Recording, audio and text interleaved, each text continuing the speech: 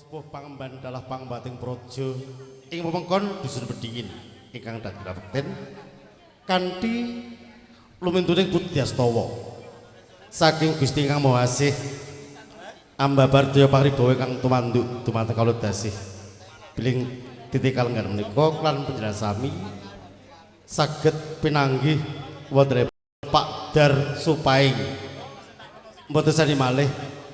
kalau ngotrake sugeng dalu sugeng pinarak sugeng pambagio pramila mangke mbok menawi wonten kladuk ngatur tae tembang-tembung kirang trap dumateng panjenengan sami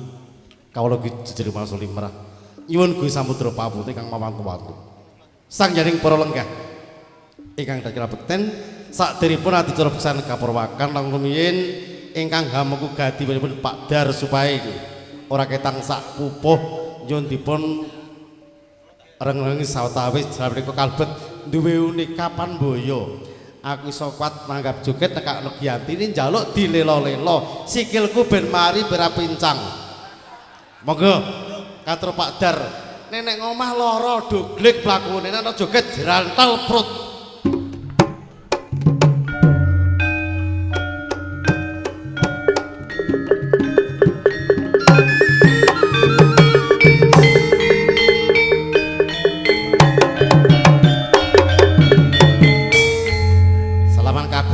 coba cicil neh bukan pas linggih ditotol dik weh ngene kok yang kuculi sapi loro ayo monggo nyuwun apa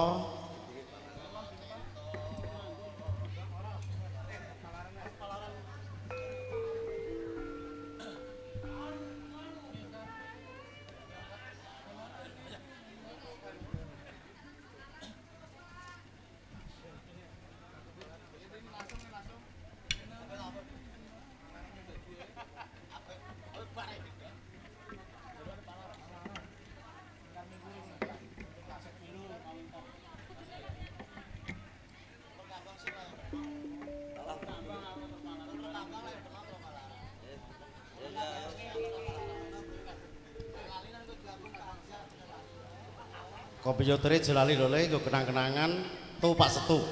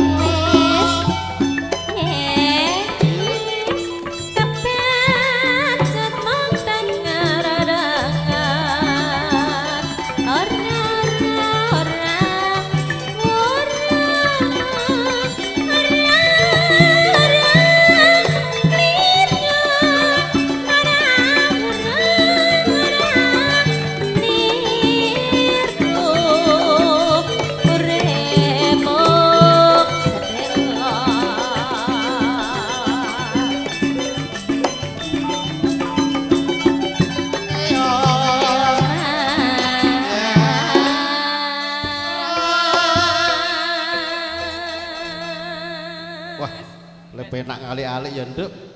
ben ayem Pak Tuwa Sudar ben dawa umure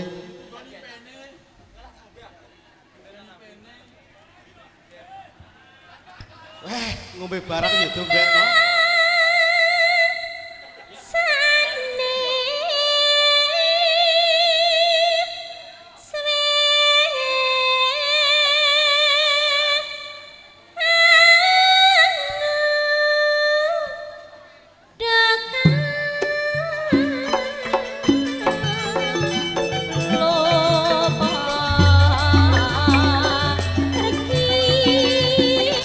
Reki